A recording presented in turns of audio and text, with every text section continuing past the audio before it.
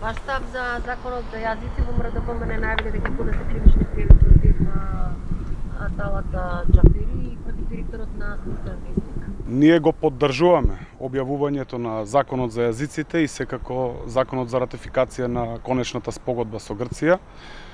Како што знаете дека Социјалдемократскиот сојуз на Македонија заедно со ДУИ го поднесува овој закон.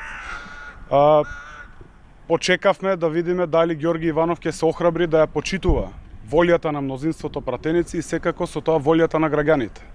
Знаете дека согласно Уставот, односно член 75 став 3, доколку во второ читање со потребното мнозинство во собранието се донесе законот, Ѓорги Иванов е должен да го потпише законот. Дополнително во Уставот став 52, председателот на собранието треба да го објави законот во Службен вестник, доколку во собранието при второ читање е донесен со потребното мнозинство.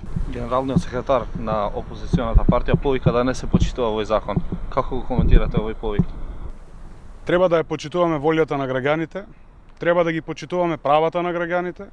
Македонија конечно, навистина треба да ја изградиме како едно општество за сите. Ние како Социјалдемократски сојуз на Македонија во тоа силно веруваме, затоа што со тоа навистина ставаме крај на поделбите, крај на национализмот и ќе ја градиме Македонија како едно општество за сите.